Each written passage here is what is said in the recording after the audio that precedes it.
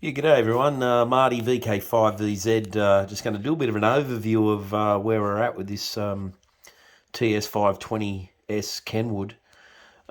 Just a bit of an up to date of how it was when I got it and where we are right now. I'll show you a few things inside the unit of what I've replaced and some other little issues that I've found. So the video's I'll be as short as practically possible, but got a little bit to cover here. So overall, the unit is quite good. Cosmetically, it's quite good. The fascias are good. Not much wear at all. So when I got this thing, I thought, oh yeah, pretty cool. It's been looked after.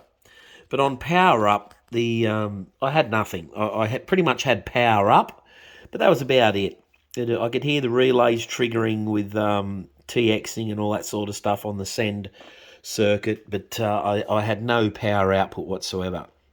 So as you can see here from the top view, like it's in pretty good shape. I'd say it's definitely been tampered with. Things have been turned and all that sort of stuff. That's obvious the further I got into this, but mostly everything looked untouched, and things that I did have active were doing what they were meant to do. So probing around initially, I had an intermittent like AF sound, and it ended up being one of these little pegs down here, like one of these little Y-wound pegs here that come up through the RF board. I'd say factory they're meant to be Y-round and tied together, and someone's had the board out at some stage, I'd say, and they haven't wire wrapped them and they've soldered them. So I think it was this center one here. There's like a group of 4 of them here, and it was maybe this second one in here. I don't know if I can zoom into it a bit better or not. I'll have a bit of a look. Yeah, it's those little guys there. One of these had a fine crack. It looked like they were together, and poking and prodding around with my famous little prodder here. Yeah, I started getting AF sound back. So I thought, okay, so there's an intermittent problem. So that was one of the first things I actually fixed and found. It was obvious. And then as time went on, I started discovering other things. The tubes that were in it did work because I tested that in a working unit, but I took them out and put a fresh set in. So I had a fresh 12BY7 Alpha and a couple of 6146 Bravos RCA brands. So good quality brand stuff, and we went from there. So first thing I probably tackled was the final cage, just the typical stuff, the 3 kV cap on the top here of the RF choke. Down deep there is another cap at the bottom, and then you've got the little choke nice and deep down there. I don't think I can focus on that. Yeah, what a bugger. Come on. That's what I don't like about these. There it is. So that little guy there, that is the original. That RF choke is the original. As the replacement I got in the kit, I did put it in, and I think I applied too much heat initially. So I fried it, and I lost power again. So went back to the original just to get me going. So changing that out, pretty much everything in the final cage was pretty good, or what I'd consider good enough to get me going. Replaced what everyone recommended to replace. So now with the unit flipped over, I started concentrating on the base of the final board. I read a lot about the cathode resistors, and the resistors that I had on board were definitely not probing 10 ohms, which was the required the rate for the two. I think they're 10 ohms in series, and they should probe to 5 ohms. So that's these ones here. So as you can see, there's been a few guys message me. This is the underside, so that's V1, that's V2, and very obvious circular soldering patterns there to suit the sockets of the V1 to V2 holders. So as you can see, 1, 4, and 6 are all joined together. I was talking to a guy the other day about this triangular tab here. That joins 1, 4, and 6 together. So it comes clockwise, 1, 2, 3, 4, 5, 6, 7, and 8. 8 pins on the whole thing. The cathode resistors basically run off pin 1 down to ground stub here, and same on this side. There's pin 1 down onto a ground there, and these are little bleed offs here as well. I forget what they were for. They're on pin 3, so they're on like the bias, the screen grid bias side. Anyway, we'll go on a little bit more about that after. So I definitely replaced those. Didn't play too much with any capacitors in this unit at all. We all talk about resistors, and it's probably something someone can enlighten me on, of these caps. Like, why do these caps, why are they survivors? You know, not too many guys talk about changing them out. But anyway, we'll move on. Next thing was the rectifier board. I had some caps to change out these electrolytics here. Also the 1K in front of them. There's 100K that lives up the back there. Definitely changed. Everyone says these 470 ohm resistors, you normally get one in a kit, swap one. I had a couple, so I put 2 in. And then it goes over here to the 470K ohm resistors. I initially started just with this circuit here, like the filtering circuit. So I started out with these 4 components here. Thought, well, while I've got it flipped over and out of the unit, I might as well just do them. So I had all the ranges, haven't touched any diodes at all. And then I come on to the HV board. Probably before leading into any of that, I probed the tabs here on the transformer, just on the secondary side. Looked like everything on the primary side was good. Definitely adjusted to our 240 volt power here for Australia. So then I started looking at all these other ones here. So some weird numbers across here. They act as just like labeling, doesn't so much. Example, 800 volt is labeled. You won't get 800 volt out of that. You're going to get probably near enough 400. Then it goes through the doubler here on the rectifier unit, which gives you your double power. So then I went onto the HV board. The obvious stuff everyone says to replace is the 12K ohm here. I think the other ones, just bear with me a second. What are they? 12K, 56K, and 100K here, just in this inside of this cap. So 56s are there. So same deal. Everyone's telling me to swap those. I swapped the 56s. I had a 12, I put a 12. I had a 100, I put a 100 in. So did those. Didn't touch the 670s, I think they are. 660, 680s. I didn't touch any of the 680s on the back side of that board. I went over to here. I ended up getting K4 Echo Alpha Alpha's screen grid cap replacement. It's a group of 2 these days, so two pairs make 2 units. They're joined together. A bit of a muck around to get them to fit in from the other side of the unit. So I actually used some compound to lock them into the holders. I definitely changed these electrolytics here. It's like filter caps. And pretty much I haven't changed anything else. I did have band switch problems. This S5 circuit here, someone's had this out, and it was the bone of most of my problems, that selections weren't doing what they were meant to. It was making it hard to load anything out of this radio.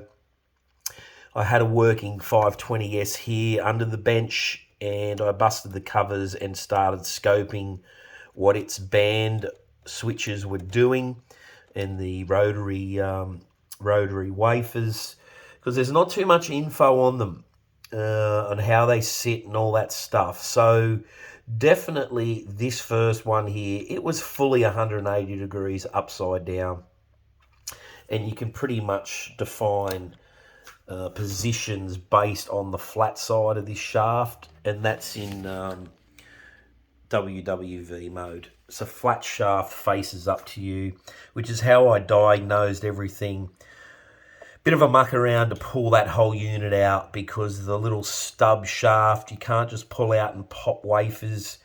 You had to fully disconnect that and get it out, which meant unsoldering these caps, which I ended up unsoldering off the rotaries at this side, laid them all back with the relay out of the way, and it gave me access to these. But on the other side is all your linking wires to your resonant coils, I guess, in the filter cage side of things. So there's a lot of cabling that hangs off that thing. It's quite delicate. I reckon that mod or that fix alone, which, am I confident I fixed it?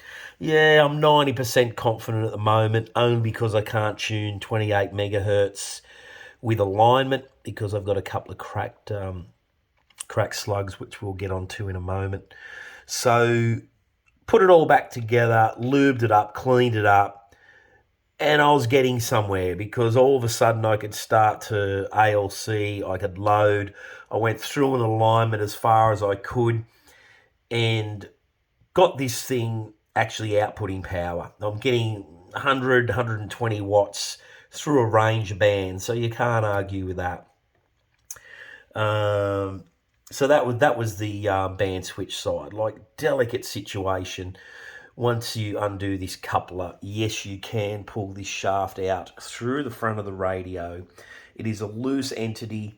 It's held by like a little ball bearing locker device in through here. But once you pop it out of that locking device, that shaft will come forward and get out of the way. I had one up the front here, actually. One of these ones up here. I think it's the second one in. Because there's one here and there's one pretty much behind these crystals. One of those was out. One of those was a notch out. So fix that as well. So that was a bit of a mission. I reckon the whole band switch thing was like spending any spare time I had over the course of probably 5 days to get it out, muck around with what I had to, resoldered some of the tabs and did like a part band switch rebuild, I guess, from information I did have. But there's not a lot about the orientation of how all this goes back together. I wish there was more on the net about it, because I'm sure I'm going to have to go down this road some other time with another unit. So all this is pretty new to me too. So I've had a few hybrids in my cupboard for a few years now, have been a user of some in the past, and I've had some here that I knew one day I wanted to get to and have a bit of a play and fix them up. So here we are. So this is unit number 1, going so far so good. HV caps definitely done. This set in here is a K4 Echo Alpha ones from the States. I ended up getting his original kit, knowing that it was a working entity, I guess, and from that I've basically sourced some of these parts now in Australia, so that's a good thing. Freight is getting way too expensive anywhere around the globe, so if you can source it local, yeah, why not? Are they as good as Kenny's parts? I don't know. I'm a little bit sus on our local resistors. Don't look as good as Ken's, but anyway, I'm sure it'll get us by. So pretty much that whole unit here, HV rectifier, HV board, was all played with by me. Bit of a mission down here with the SG grid caps for sure. That was a bit fiddly and restrictive, I guess is a good word, without having to disassemble a lot of stuff. But anyway, we got there. What else?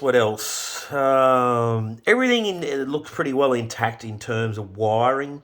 I haven't found one broken wire in this thing. Only I did go looking originally, and once I got to the stage where I could start to output power, I thought, okay, things are doing what they're meant to. One thing I will point out, the alignment process is quite critical. This oscillator portion here needs to be pretty good, if not spot on. The instructions to get there are very light. It says to wind them clockwise until you lose oscillation, then back it off 1 full rotation. Yeah, I can go with that, but I reckon I had to keep tweaking those just off that 1 revolution, because unless there's something else tampering with what I've got, my 25 kilohertz marker at the moment is actually acting up, And quite often at the moment, I'm having to come here and adjust the mixers and the antenna coils to get them to load up to where they should be. But I'm missing out on the 28 meg portion because these couple of cores here, I think it's this one and this one, are cracked as well as this one down in here. So they're the 28 meg alignment cores. I don't think you can see them through the video. Oh, yeah, there you go. So you can see that core there, if I can hold it still enough. She's cracked. And that thing is going nowhere. So that's an extraction in the making. That one there didn't look too bad. There is another one that's knackered.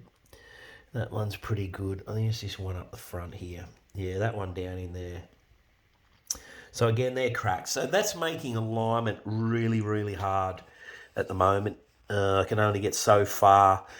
And you find that they sort of interact with each other. You can go through if you're out of order. So the book tells you an order and what frequency to be on to set it all. And I have noticed the interaction of adjusting the next one up the scale can inadvertently affect the one prior. So I'm thinking because I can't do anything with my 28 megs, it's affecting everything. And I think 28 megs is like second or third in the list and everything sort of comes around it. So it's a bit of a bugger. But anyway, so look, right now, everything looks not too bad with this unit. So definitely I'm getting RF power out, not in every area where I want to, but anyway, look, we're getting somewhere. We're more advanced than we were a month ago, and not too much has really taken place. It's just time to diagnose and change components. For all the guys that are a little bit unsavvy, this area here is your high voltage area. There is high voltage across a lot of areas in this unit, but this here, like off these pegs here and these parasitics, you got 900 volts, up to 900 volts, hitting the top of these anodes. So I'd suggest anyone that has no RF output at all is get your multimeter, clip your positive onto any one of these parasitics or somewhere on the top of this RF choke or this RF tower here. Clip on your positive, attach your negative on the chassis, and fire the thing up. As soon as you turn the radio on, you should have 900 volts at the top here. If you haven't got that, you're not going to get anything.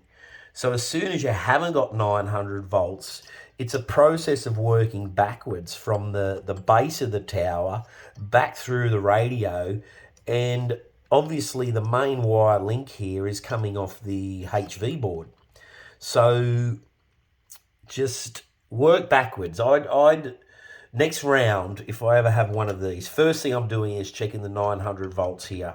If I have that, then I'm going to go onto the underside. So while I'm talking about that, I'm going to flip it over again, and we're going to have a bit of a better look at what the pins and what you should be getting on the underside soldered joints, or the solder on the board under the final cage here, underneath these tubes, basically, where the sockets are soldered. We're going to diagnose a little bit of what you should have as a standard.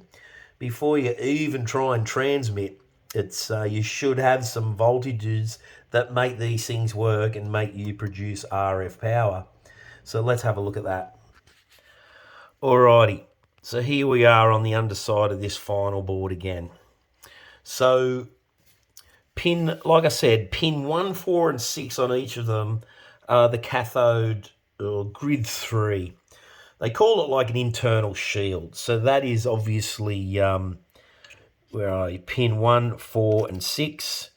And if we go across the other side, pin 1, 4, and 6. So they're your cathodes, right? Just leave them for the moment. They are joined. Everything is punching to ground. So everything should be, if anything you want to test there, is continuity between them all. All right. Next one are pins 2 and 7, which working clockwise. This is pin number 2 here. It is fed from this H terminal here. It's a H for heater.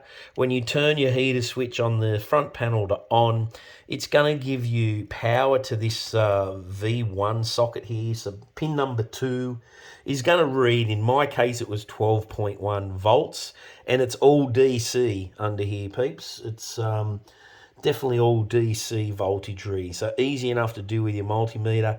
Just remember, with the radio on, you still have that 900 volts up on the top.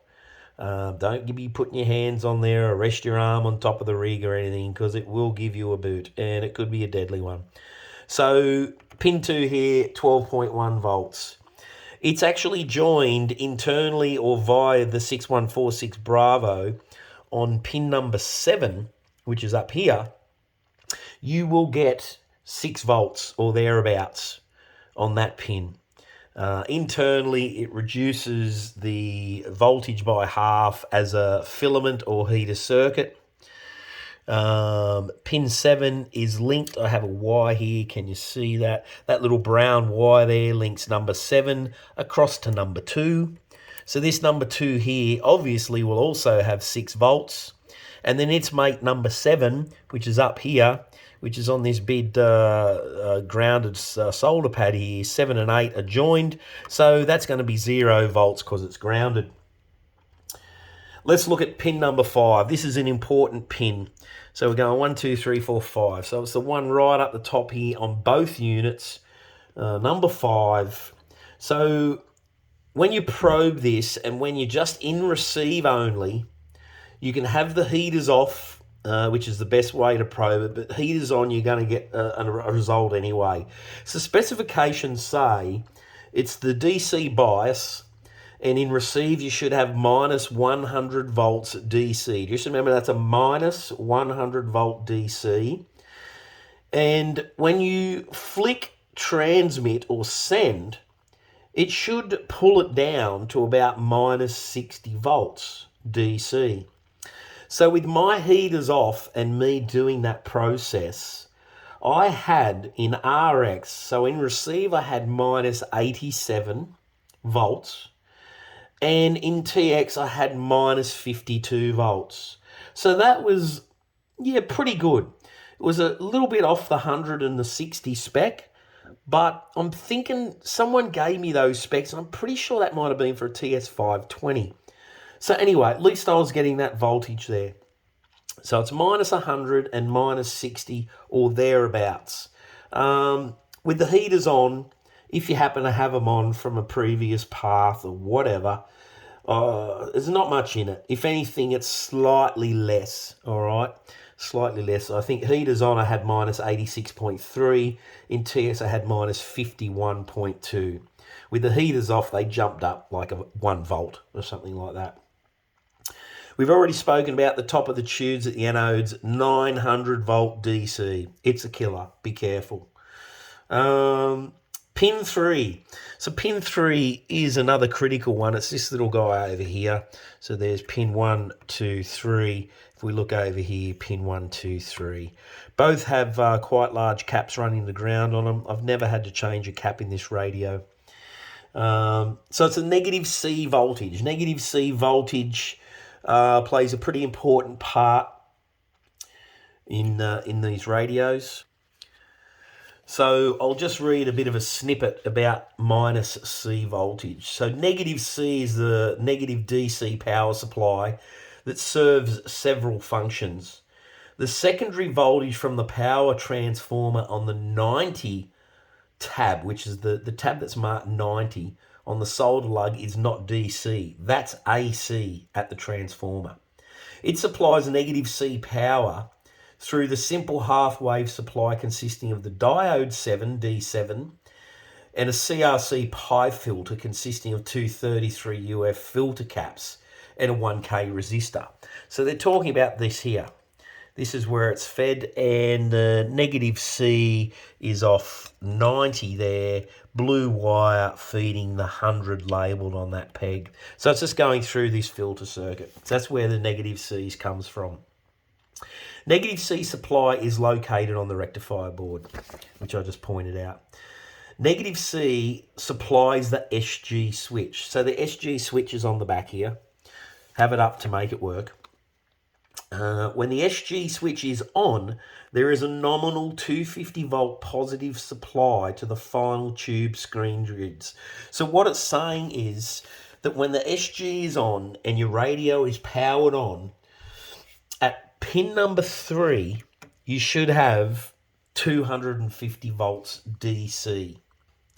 Now, when you probe that, and if you get that, turn the SG switch off, and it should be replaced with a minus 100 volt DC. And what that does, it cuts off the tubes to allow for cold neutralization. So same deal as, you can load these things up without taxing the finals or the tubes. You can have your SG off. A little bit further on this negative C feed. So it's a pretty important thing, this negative C. Without those values right, you're not going to get anything out of your tubes. So that's where you start having a look at the rectifier boards. If you haven't got these values, you want to know why you're not getting 250 feed, 250 volt DC. So negative C feeds the bias voltage adjust pot. So that's on the side of the unit. So that's down around here. Cut-off bias and operating bias leaves the bias adjust pot on the pot's wiper VR2. VR2 supplies bias voltage through the FG line from the RF board to the final board. Bias supplied to the control grids through the parasitic filter suppressors. So the FG line is this one up here. So through the FG line from the RF board to the filter board. So you should have a link between FG here, and there's an FG mark on the RF board as well. So that's a pretty important link. So once you have those numbers set and you probe everything right there, you should have active tubes. All right. One mistake I made the other day, because at one point in time when I first started this radio and got to where I wanted to be with it, I had that 250 volts here at pin 3. Then one day I come in and I thought, I'm not getting anything. What's going on? My SG switch was on. Everything was looking good, but I was in tune mode. So as soon as you're in tune mode, your voltage is dropped by half. So instead of 250, I had 126 volts. Took me an hour and a half to work out that I was in the wrong mode. As soon as I clicked the CW, I got my 250 volts back, which is what it needed to make some RF. So even with the SG off and in tune mode, could I have loaded up? Probably, yeah, I should have been able to, yeah. To some degree, maybe even had some IP reading or something down there. So anyway, it's one of the other important things. I see a lot of guys talking about tuning up, and probably skipping a process. A lot of guys say that, or a lot of users, that once you set this, which one? I think it's this one here. Once you set this bias adjust pot for your 60 milliamps in IP, you never have to set it again. But sort of, I do it by habit. I just make sure I got that 60 milliamps as my zero plate current to start with, and then I get into the procedure. Like, it literally takes, 4 seconds, to do a process once you're used to it. So we're going to get into that now and see if this thing's going to play nice for me this morning. Righto, so here we are. We're going to go for a bit of a tune-up here. I do have a pesky 25 kilohertz marker drama at the moment, but not always. It comes and goes.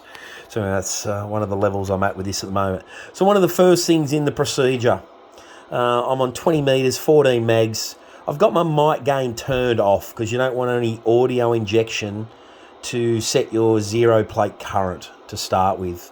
So none of these are too critical at the moment to do this. So mic gain full counterclockwise. Go to any sideband mode and put your meter to IP. So once your meter's in IP, hit send, and there we are. I'm sitting on 60 milliamps there. The adjustment is the side, and it's labelled bias adjust. So it's the second one in from the back.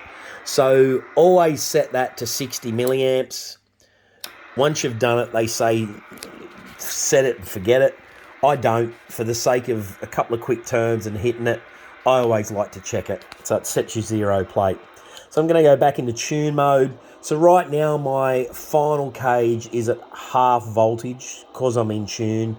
It helps save your finals in case something a bit crazy happens here. So it's a bit of a safety thing. I've just gone to ALC, and the first thing we want to do, keep in mind heaters on, always warm up, get a few minutes of warm up in these old girls. This set of tubes and finals are quite fresh, so they're not taking long to heat up at all.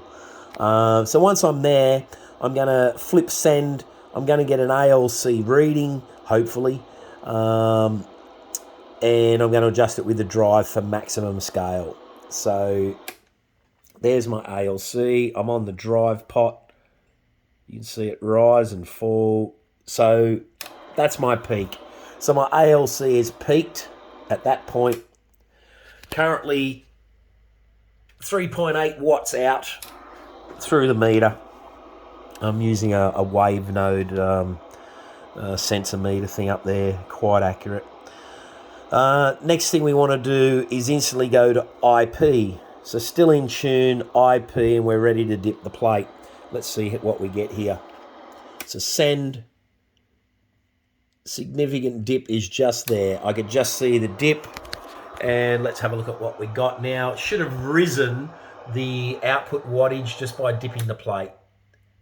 7.8. I could probably get it a tad better than that if I just mucked around here and I dipped the plate a little bit. Yeah, it's happy. So I just got it up to 8.1 volts, 8.1 watts output. All right, next thing. So we've done ALC, we've done the IP check by dipping the plate. We're going to go into CWRF. So CWRF, we're going to see the needle scale. We're trying to plate and load adjust to get maximum through each. So I'll do that. So that's plate. There's my load. I can get a bit more on the load. And look at that difference. Huge difference. So if I off the send there, I didn't even look at the meter then. But I'll go back up to the power meter. Let's see what we got. There you go. Constant 126 watts on 20 meters. You do see it peaks there to about 160, then settles itself to 120.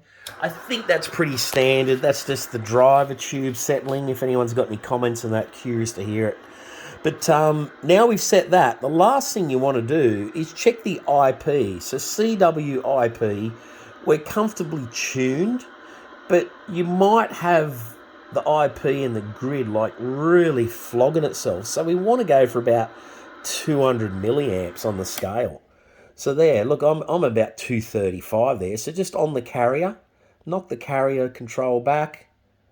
I sort of sit comfortably about 210. We were at 126 watts. We're now just on 100. So that's comfortable. That's you know, a good driving hybrid unit. Everyone goes, oh, max them out, you know, why don't you want that extra power? So to go from 126 watts down to a 90 watt output at the receiving end, it's probably a quarter of an S point. Like really, if conditions aren't that good, you know, you're probably not going to even be on the radio. You know, everyone goes to this, wants this maximum drive, you know, to their legal limit. But for these things, it'll kill them, you know. Look, let's face it, these parts and that aren't getting cheaper. You know, a good set of 6146s and a driver, you know, it's going to set you back. Aussie, $150. You know, for the American fellas, you know, it's probably, what, $80, $90 for a good set. You know, which you don't want to be taxing these things, you know. They sound nice when they're on air. They can just comfortably chug along, not too much heat dissipated out of these bottles and tubes, and you're not working it hard, you know. So, anyway, that's my 2 bobs worth. This radio is working. From a month, where it was a month ago, I was at one point seriously just looking at making it a total donor rig. But I persevered. I thought, it's the first one on the bench. It's probably the worst one that I'll ever have on the bench. And it's a good radio to learn on. It owes me nothing.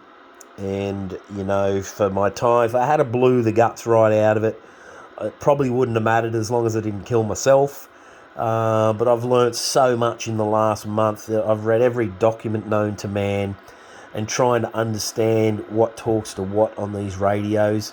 And it also makes it hard when someone's had it prior to me and they've turned this and tweaked that. And like I until I get the alignment portion happening, like I don't know what's been changed here. There's a few texter marks and that on them. So whether that's a factory thing, I'm unsure. But yeah, definitely different areas here have been touched. So that's what makes it a little bit of the unknown. Like I say, overall, front panel is pretty good. Is it going to be a keeper?